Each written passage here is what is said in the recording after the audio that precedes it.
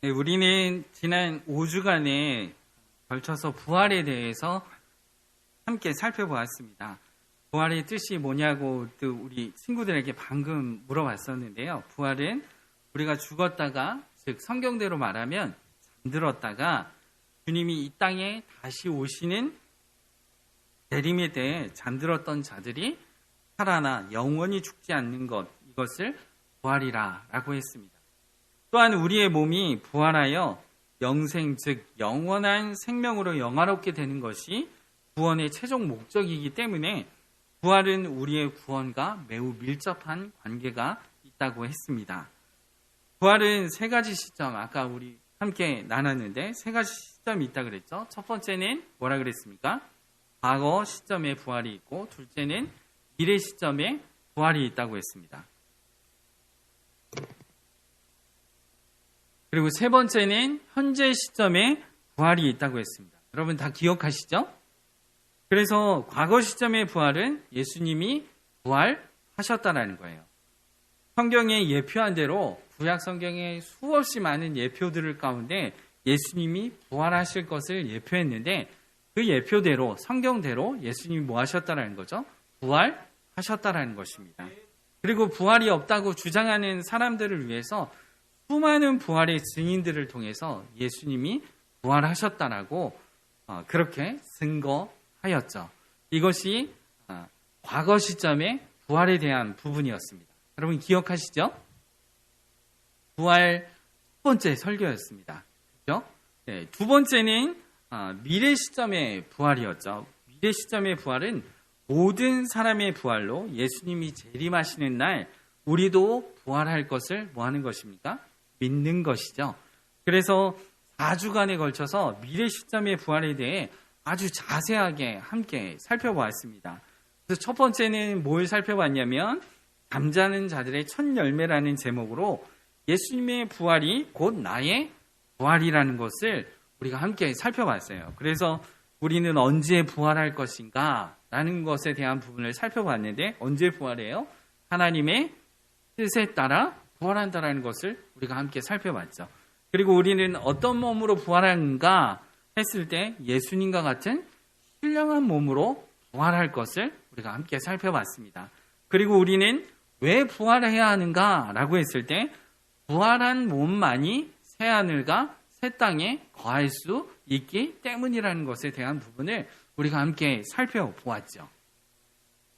처음 들으시는 것처럼 그렇게 표정을 하시면 안 되죠. 그죠? 네.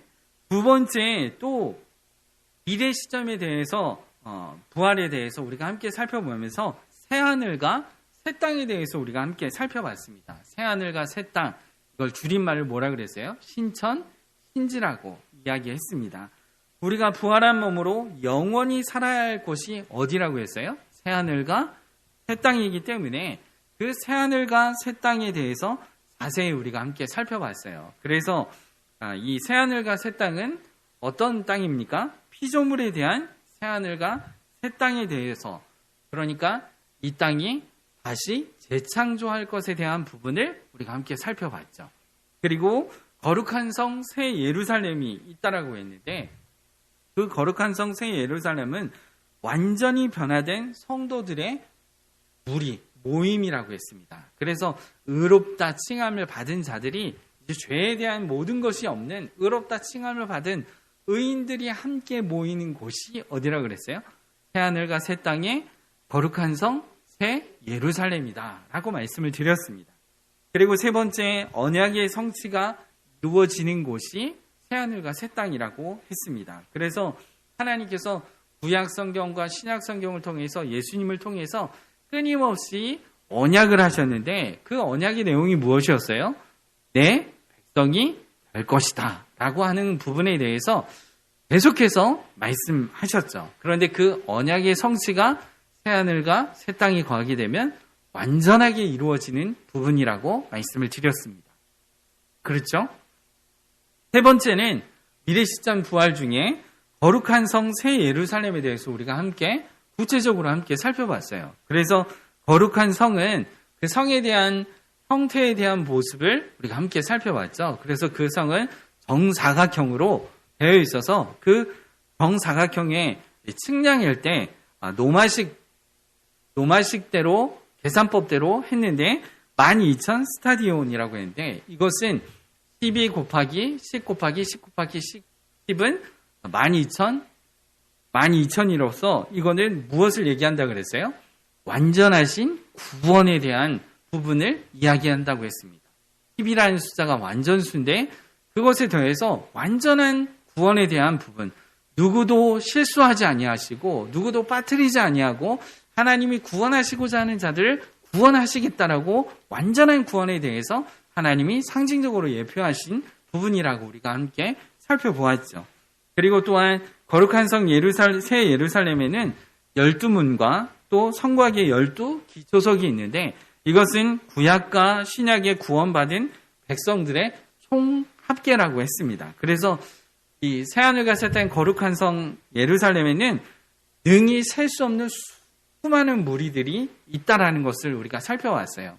그래서 아담으로부터 시작해서 주님이 다시 오시는 그날까지 수많은 무리들이 새하늘과 새 땅인 거룩한 성 새 예루살렘에 거한다라는 부분에 대해서 우리가 함께 살펴보았죠.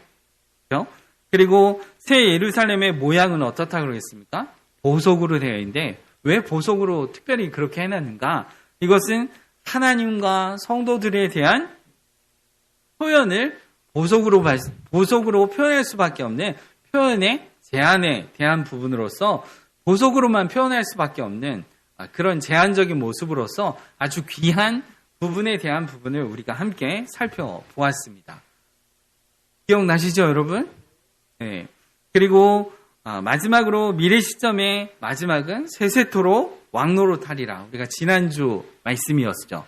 지난주 말씀에 예수님의 재림 전에 우리가 죽는다면, 예수님이 재림하시기 전에 우리가 죽는다면 우리는 어떤 존재로 어디에 가 있는가라고 하는 부분에 대해서 우리가 함께 살펴봤는데 어디에 가 있는다 그랬습니까? 낙원에 거한다 그랬어요. 파라다이스. 낙원인데 사도 바울은 이걸 뭐라 그랬습니까? 셋째 하늘이라 그랬죠. 그죠? 그래서 셋째 하늘에 거한 자들이 성경에 또 있다고 그랬죠. 스데반과 같은 사람들. 본 자들이죠. 그렇게 낙원에 거한다라고 이야기를 했습니다. 그리고 새하늘의 새 예루살렘의 특징에 대한 부분을 우리가 함께 살펴봤는데 새 예루살렘의 특징이 무엇이었어요? 첫 번째는 성전이 없다고 했습니다. 지금도 성전이 없죠. 예수님께서 십자가에서 못 박혀 죽으시고 운명하실 그때에 성전의 휘장이 어떻게 했어요? 완전하게 찢어지고 반으로 갈라지면서 지성소가 어떻게 했어요? 개방되었습니다. 그래서 더 이상의 하나님의 임재가 임하는 성전은 존재하지 않는 거예요. 주님이 그래서 성전 대신 주님이 우리에게도 뭐라고 말씀하셨어요? 너희가 하나님의 성전이다 라고 이렇게 말씀하셨어요. 그래서 우리 안에 하나님이 임마누엘 하셔서 우리 안에 우리가 즉 하나님이 임재하는 성전이다 라고 이야기를 했죠. 그래서 새 예루살렘의 모양은 특징은 더 이상 그곳에는 성전이 없다라는 거예요. 그리고 두 번째는 해와 달의 비침이 없다라는 것이죠. 이건 무엇을 상징한다 그랬습니까? 어둠이 없다라는 거죠. 어둠이 없다라는 것은 죄가 없다라는 거예요. 완전한 주님의 은혜 아래에 있는 의롭다 칭함을 받은 자들의 모임이라는 거죠. 그래서 해와 달의 비침이 없다라는 것에 대한 부분을 우리가 함께 살펴봤어요. 그리고 새 예루살렘의 특징으로서 마지막으로 새 예루살렘에 뭐가 있다고 그랬어요? 생수의 강이 있다고 그랬어요. 생수의 강이 흘러서 그곳에서 생수의 강에 상징하는 모습은 뭐라 그랬습니까? 예수님의 십자가의 보혈의 은혜를 상징한다고 그랬어요. 그래서 생명나무 열매를 먹음으로 생명수 안에 그 은혜 안에 영원히 거하는 것에 대한 부분을 상징한다라는 것에 대한 부분을 우리가 함께 살펴보았습니다. 이렇게 우리는 지난주까지 부활의 과거 시점과 또 미래 시점에 대한 부분을 함께 살펴보았습니다. 할렐루야. 네, 여러분 기억하시죠? 네. 오늘부터는 우리는 이제 새로운 부활 시점을 함께 살펴볼 텐데 부활의 현재 시점을 살펴보려고 합니다. 그래서 현재 시점의 부활은 예수님을 믿는 자들이 현재의 삶에서 누리는 부활을 말하는 것이에요. 다시 말씀드리면 현대 시점의 부활은 예수님을 믿는 자들이 현재의 삶에서 누리는 부활을 말한다는 것이에요. 그 누림이 무엇인지 이 시간 우리가 함께 살펴보고 또 다음 주에도 계속해서 함께 살펴보기를 소망합니다. 그럼 우리가 먼저 오늘 본문 말씀을 통해서 함께 현재 시점에서 누리는 부활은 무엇인지 함께 살펴보도록 할 텐데요. 로마서 3장 23절 오늘 본문 말씀을 함께 보면 모든 사람이 죄를 범하였음에 라고 이렇게 말씀하고 있습니다. 여기서 말하는 죄는 보편적으로 사람들이 생각하는 도덕적, 윤리적 개념의 죄를 말하고 있지 않습니다. 본문에서 말하는 죄는 헬라어로 하마르티아라고 이렇게 이야기를 합니다. 사전적 의미로는 관역을 벗어났다라는 말이에요. 그런데 이 말은 헬라어 말티온이라는 단어가 있는데 이 말티온은 증인, 증거라는 뜻으로서 그 안에 뭐에 대한 증인과 증거냐면 하나님의 십계명을 바탕으로 한 하나님의 계명을 증인, 증거한다라는 뜻의 말티온이라고 하는 단어가 있는데 이 단어에서 유래된 단어가 또 있는데 그것이 마르투스입니다. 이 마르투스도 역시 증인, 증거라는 단어예요. 그런데 죄라고 불리는 헬라어 하마르티아는요. 이 마르투스, 증인, 증거라고 하는 마르투스 플러스 하가 붙었어요. 이 하는 부정접두어입니다. 그러니까 이게 붙어서 뭐가 됐냐면 이렇게 마르투스와 부정접두어 하가 합쳐서 합성어가 된 것이 하마르티아입니다. 다시 말하면 이걸 풀이하면 무슨 얘기냐면 하나님의 계명이 아닌 것, 하나님의 계명이 없는 것이라는 뜻이에요. 그러니까 여기서 말하는 죄는 무엇입니까? 하나님의 계명대로 살지 않고 하나님의 계명이 아예 없고 하나님의 계명을 알지도 못하는 아닌 것이죠. 그래서 그러다 보니까 어떻게 하는 거죠? 하나님과 무관한 거죠. 성경에 보면 본다는 말이 한글 성경에는 하나로 되어 있는데 원어에 보면 본다라고 하는 개념을 단어를 원어에서는 세 가지로 표현하고 있습니다. 첫 번째는 블레포라고 해서 눈으로 보는 것을 본다라는 개념이 있고요. 또 하나는 에이도라고 해서 관찰해서 사물을 이해하는 것으로 보는 관점이 있습니다. 그리고 세 번째는 호라오라고 해서 성령에 의해서 보여지는 것을 본다라고 하는 개념이 세 가지로 나와 있어요. 그런데 여러분 하마르티아 죄는 성령에 의해서 볼 수 있는 호라오 눈이 없기 때문에 제대로 관역을 보지 못하는 거예요. 그러니까 하나님의 계명을 보지 못하니까 계명이 아닌 곳을 향하여서 마치 그것이 진리인 것처럼 그것이 하나님의 계명인 것처럼 아닌 것에 어떻게 하는 거죠? 그걸 붙잡고 그것을 위해서 달려가는 거예요. 이것을 뭐라 그런 거예요? 하마르티아 죄라라고 이렇게 이야기하는 겁니다. 여러분 그래서 첫사람 아담과 하하가 어떠했습니까? 아담과 하하가 하나님의 계명에 따라서 삶을 살아야 되는 것이 마땅한데도 불구하고 하나님의 계명을 스스로 버리고 계명이 아닌 것을 붙잡음으로 죄가 그 안에 어떻게 한 거죠? 들어오게 된 거예요. 그래서 그 결과 하나님의 영광에 이르지 못하게 된 것입니다. 다시 말하면 하나님을 스스로 어떻게 한 거죠? 계명이 아닌 것을 붙잡음으로 말미암아 하나님과 무관하게 된 거죠. 하나님과 함께할 수 없는 존재가 되어 버린 것이죠.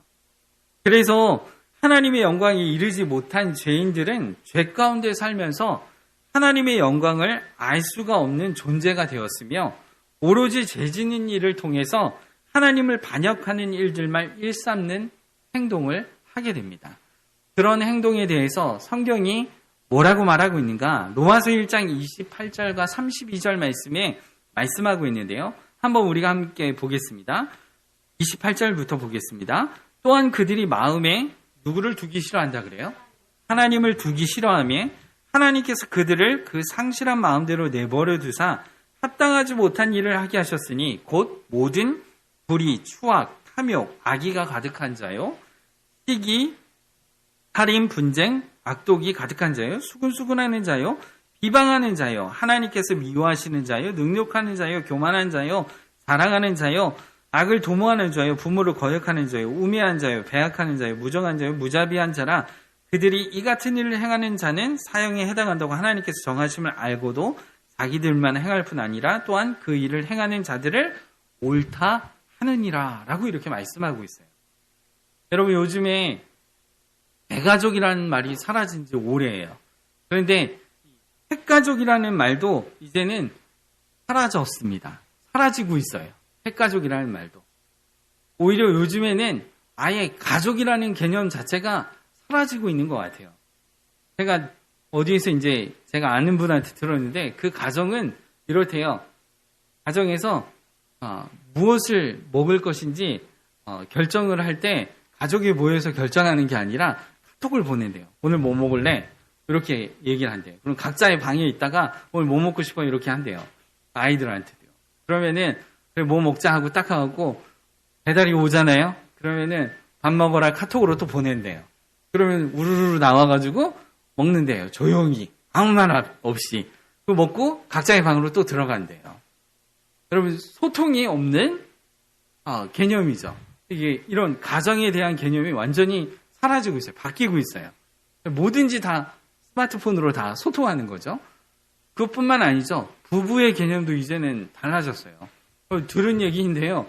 이 부부 간에 서로에게 정조를 지키는 게 아니라 이렇게 얘기한대요. 당신 애인은 요즘에 어떤 사람이야? 이렇게 묻는데요. 이게 뭐 부끄러운 게 아니라 그냥 당연시 요즘 사회에 있는 것처럼 그렇게 얘기를 한대요. 여러분, 이런 사회입니다. 뿐만 아니죠. 청년들은 결혼을 안 해요. 결혼을 안 하고 동거를 합니다. 동거를 해서 마치 부부인 것처럼 함께 살아가요. 공동의 비용을 내고 함께 동거하면서 부부처럼 살아갑니다. 각자가. 그렇게 하다가 실증 나거나 싫어지면 그냥 부담 없이 헤어져요. 그리고 나서 또다시 어떻게 하는 거죠? 새로운 사람을 또 만나서 그렇게 살아가는 거예요. 여러분, 시대가 어떤 형태이든 어떤 모습이든 진리에 관심이 없고 알 수도 없는 죄인들의 삶은 오직 이 땅에서 자기만을 위해서 살아갑니다. 자기의 원함과 자기의 소원 성취 문제 해결을 위해서 자기만을 누리는 삶으로 살아가요. 진리에 대해서 아무리 설명을 해도 관심 자체가 없어요. 오로지 이 땅에서 자신의 삶을 누리는 것, 이 육신의 삶을 누리는 것에 초점이 맞춰진 세계관으로 삶을 살아가요. 진리를 아무리 얘기해도 진리와는 무관하고 하나님과 무관하게 살아갑니다. 여러분, 이것이 무엇입니까? 결국은 이것이 죄인 것이죠. 그러면서 도덕적 윤리적 개념을 이야기를 하면서 선을 행함으로 자신이 의롭게 된다라고 여기는 사람들이 요즘 삶 가운데 많이 있습니다. 선과 악의 기준을 인간이 정해놓은 그것을 통해 의에 이르려고 하는 부분들이 있는 것이죠. 그래서 종교가 생겨난 거죠. 종교가 생겨났어요. 조금 더 의로워지는 것이 마치 어떤 행위를 통하여서 의롭게 되는 것으로 생각하는 것이죠. 그러나 로마서 3장 10절에서 12절 말씀에 이렇게 말하고 있습니다. 로마서 3장 10절과 12절에 보면 기록된 바 의인은 없나니 몇 명도 없다고요? 하나도 없다고요. 하나도 없으며 깨닫는 자도 없고 하나님을 찾는 자도 없고 다 치우쳐 무익하게 되고 선을 행하는 자는 없나니 하나도 없도다 라고 이렇게 말하고 있습니다. 여러분, 이 세상에 의인은 없다라는 거예요. 여러분, 제가 지지난주에 경북 영주에 있는 한 교회 중등부 그 수련회 특강 강사로 간 적이 있어요. 가가지고 이제 특강을 했습니다. 사도 바울의 서신서와 함께 복음에 대한 부분을 했는데 아이들이 중등부 1, 2, 3학년 아이들이 한 50명 가까이 모여있는데 그 아이들한테 제가 물었습니다. 뭐라고 물었냐면요. 넌 당장 죽는다면 천국에 대한 부분을 갈 수 있느냐 이야기를 했습니다. 그랬더니 갈 수 있대요. 당당하게 얘기를 해요. 무슨 근거로 얘기를 했더니 이런 대답을 했어요. 뭐라고 얘기를 하냐면 전 교회 다녀요. 저 교회 다녀요. 오, 그래? 교회 다니면 천국 가는 거야? 그렇게 얘기를 했더니 약간 머리를 긁적여요. 교회만 다니면 천국 가는 거야? 너 만약에 살다가 교회 안 다니면 어떻게 되니? 천국 못 가는 거야? 그 기준이 교회 다니느냐 안 다니느냐에 따라서 이게 천국이 왔다 갔다 하는 거니? 그럼 그거의 기준은 너겠네? 이렇게 얘기를 했어요. 그랬더니 착한 일도 해요. 이렇게 얘기를 해요.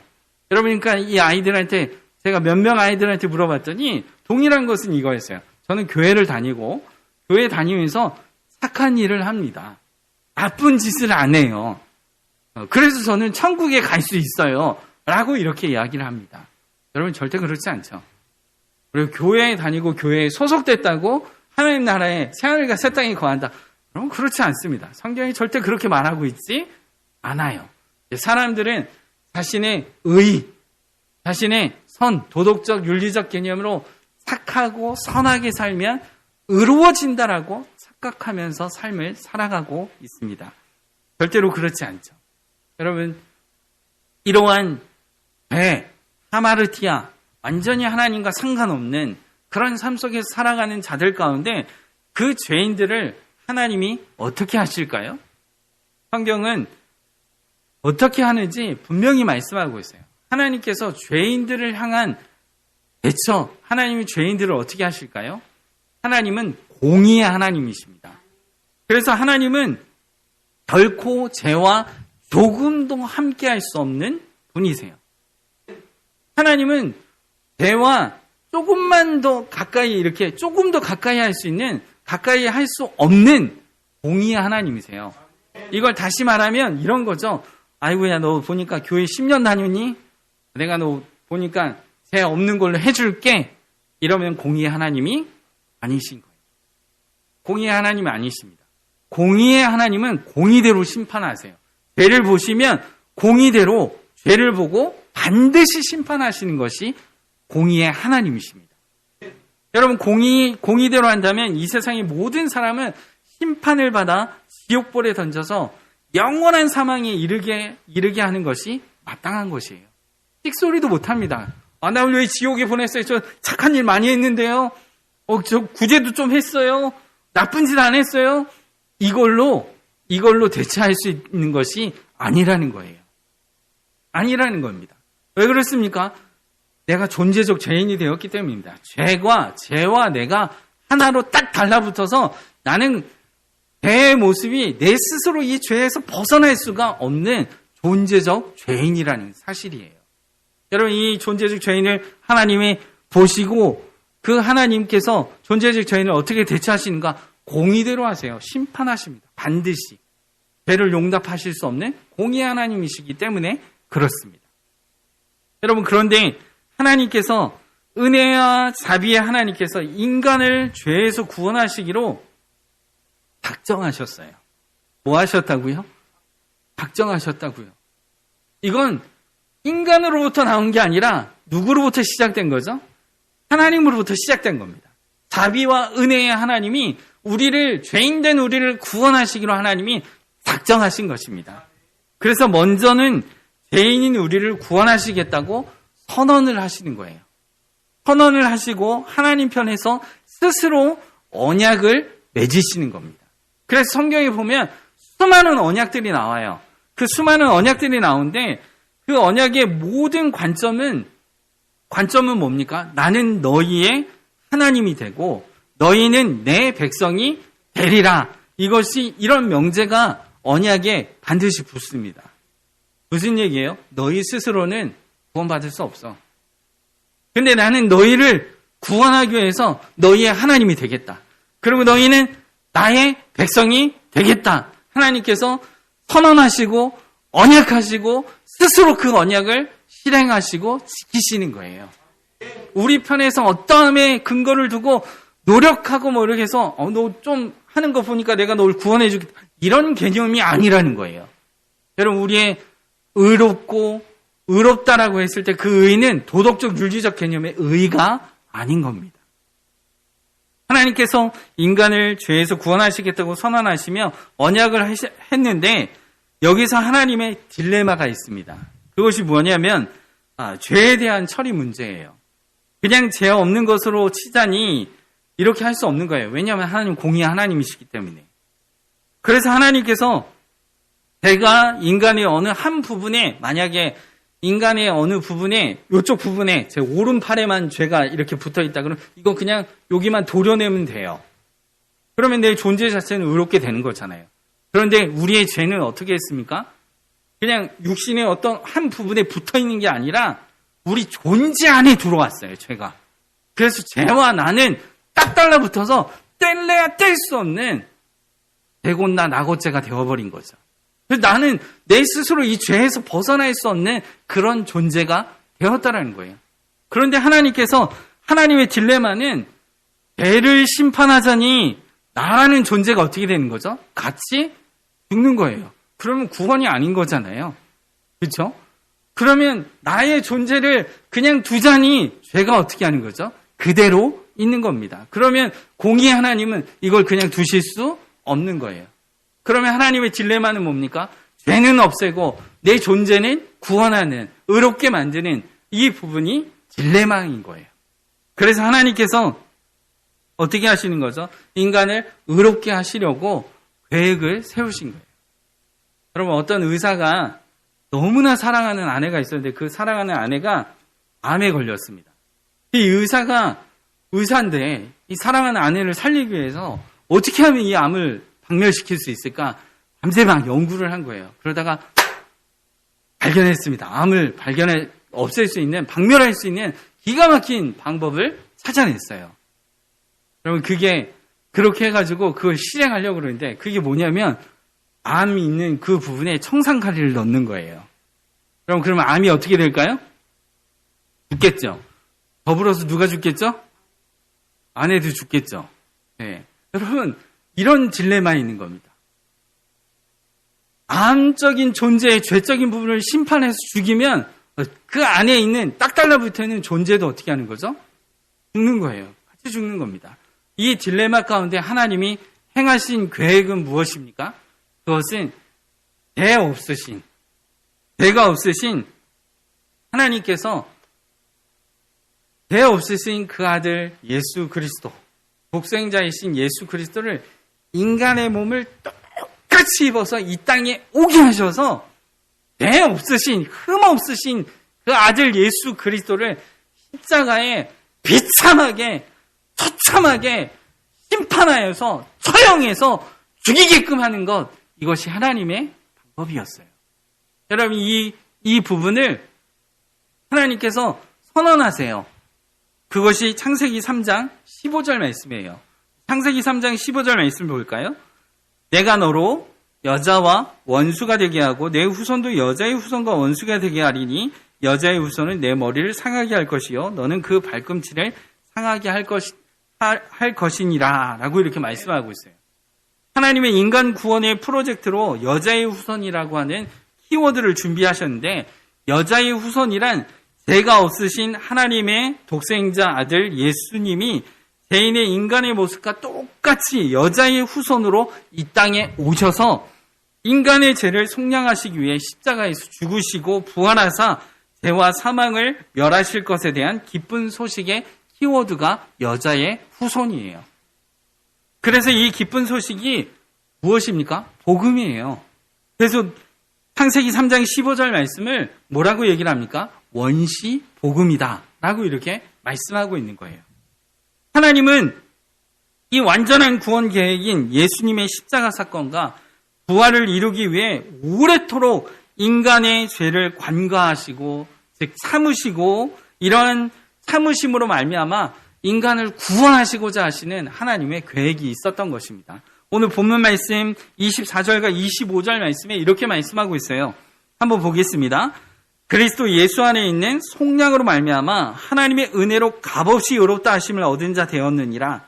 이 예수를 하나님이 그의 피로 믿음으로 말미암는 화목제물로 세우셨으니 이는 하나님께서 길이 참으시는 중에 전에 지은 죄를 관가하심으로 자기의 의로우심을 나타내려 하심이니라고 이렇게 말씀하고 있어요. 하나님이 인간을 구원하기 위해서 그 죄에 대한 부분을 길이 참으시고 그 죄를 관과하시면서 구원 계획을 예수 그리스도를 통해서 이루실 것을 하나님이 계획하셨다라는 거예요. 결국 하나님은 2000년 전 갈보리 언덕에서 독생자 아들 예수 그리스도를 십자가에 처참하게 심판받아 죽게 하시고 사흘 만에 다시 살아나게 하심으로 완전한 구원을 이루셨습니다. 할렐루야. 이로써 하나님의 의로움을 나타내사 하나님도 의로우시고 예수님을 믿는 자들을 의롭게 하신 것이지요. 그래서 오늘 본문 26절 말씀에 보면 뭐라고 되어 있어요? 곧 이때에 자기의 의로우심을 나타내사 자기도 의로우시며 또한 예수 믿는 자들을 어떻게 하신다고요?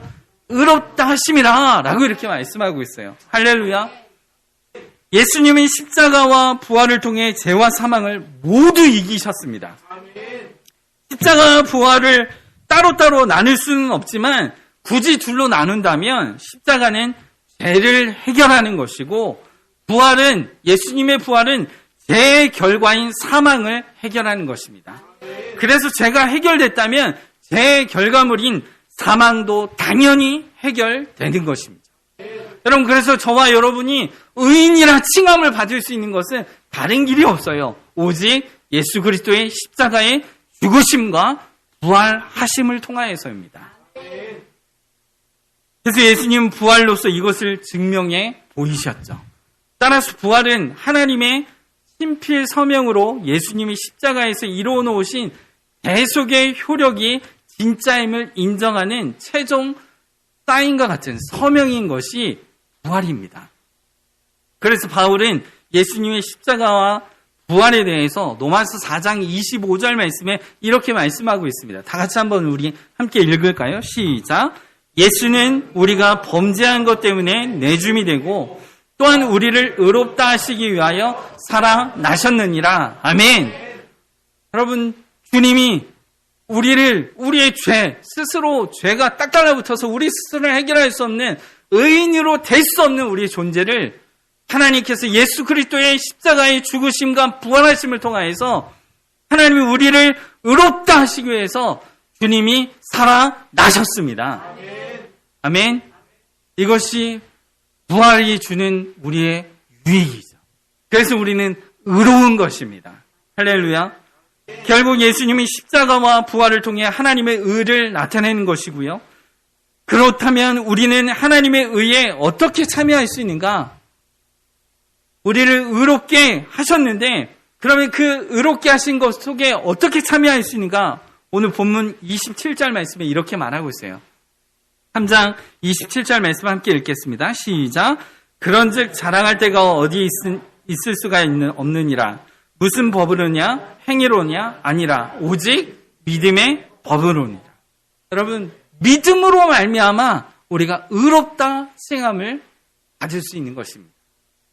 여러분, 성경은 오직 믿음으로 하나님의 의에 참여할 수 있다고 말씀하고 있어요.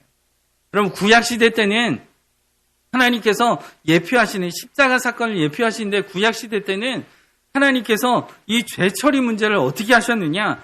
인간이 죄인이잖아요. 죄에 대한 부분이 있잖아요. 끊임없이 죄를 짓잖아요. 그러면 흠없는 짐승을 가져와요. 양이나 소나 염소나 가지고 와서 그 소의 염소의 흠없는 짐승의 머리에 어떻게 하죠? 안수를 합니다. 그래서 자신의 죄를 어떻게 하는 거예요? 전가시키는 거예요.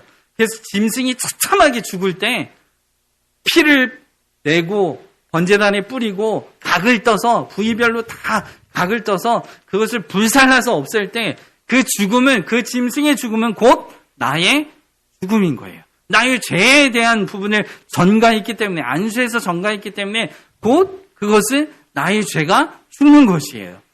이렇게 행했지만 신약에 와서는 이 짐승을 계속해서 죽여야 하는 이 부분을 신약에서 예수님이 어떻게 하시는 거죠? 흠 없으신 예수님이 우리의 인간의 몸을 똑같이 입고 여자의 후손으로 오셔서 흠 없으신 분이 완전하게, 이제는 더 이상 짐승이 필요 없는 완전하게 하나님의 아들 되신 분이 십자가에서 처참하게 죽으시고 죄에 대해서 처참하게 죽으시고 그리고 부활하신 것입니다. 그런데 예수님이 짐승은 머리 안수에서 죄를 전가시키지만 우리의 죄를 예수님에게 십자가에 전가시키는 것은 무엇입니까? 오늘 말씀처럼 오직 믿음뿐이라는 거예요. 예수 그리스도를 믿는 그 믿음만이 우리를 의롭다 칭함을 받을 수 있는 부분인 것이죠. 할렐루야. 그래서 오늘 말씀을 맺겠는데요. 인간이 의롭게 되는 길은 오직 예수 그리스도를 통해서입니다.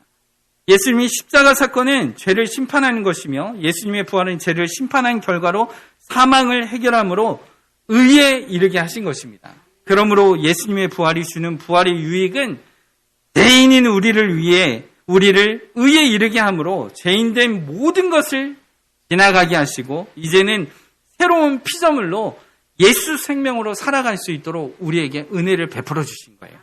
그래서 우리가 오늘 이 땅에 살아가면서 의롭다 칭함을 받은 자로서 하나님과 함께 교제하면서 예수 생명으로 살아갈 수 있는 은혜를 입은 것이죠.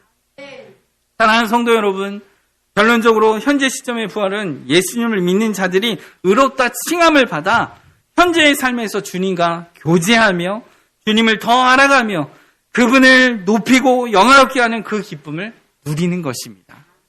여러분, 저와 여러분이 예수님이 십자가와의 죽으심과 부활하심을 믿지 않는다면 이 자리에서 예배도 드릴 수가 없어요. 가령 그 믿지 않고도 이 자리에 앉아 있다면 그것은 하나님 앞에서 행위에 불과한 것이죠. 여러분, 우리의 믿음으로 주님 앞에 서서 예배 드릴 수 있고 주님이 주시는 그 은혜를 누릴 수 있는 그 은혜를 우리에게 부여해 주셨습니다. 세상이 어떠하든 우리의 삶에 주님을 주인으로 삼고 그분을 마음껏 누리는 저와 여러분의 삶이 되어지기를 소망합니다. 오늘도 우리의 삶 가운데 여러 가지 일들이 있다고 할지라도 내가 하나님 앞에서 하나님을 영화롭게 하는 기쁨을 드릴 수 있는 것은 예수 그리스도의 십자가의 죽으심과 부활 때문에 나는 의롭게 된 예수 그리스도의 부활하심의 유익은 나를 의롭게 한 것으로서 하나님을 높여드릴 수 있는 삶이 된 것인 줄로 믿습니다. 그렇게 주님을 더욱더 누리며 그 주님께 영광을 올려드리는 저와 여러분의 생애가 되어지기를 예수 그리스도의 이름으로 축원합니다. 기도하시겠습니다. 하나님 아버지 감사합니다. 하나님, 우린 그냥 지옥에 썰어 넣어서 죽어도 마땅한데 아무 소리 할 수 없는 우리인데 우리를 사랑하사 아들 독생자 예수 그리스도를 우리를 위해서 여자의 후손으로 이 땅에 오게 하시고 십자가에서 처참하게 죽으시고 다시 부활하심으로 말미암아 믿음으로 우리를 의롭다 칭하여 주셔서 예, 주님 감사합니다. 하나님, 세상에 어떤 것과 이 의롭게 된 이것을 비교할 수 없고 비견할 수 없는 은혜임을 기억하며 주님 앞에서 우리의 삶을 주님과 함께 교제하며 주님을 더 알아가는 삶 가운데 주님께 영광을 올려드리는 그 기쁨의 누림을 살게 하여 주십시오.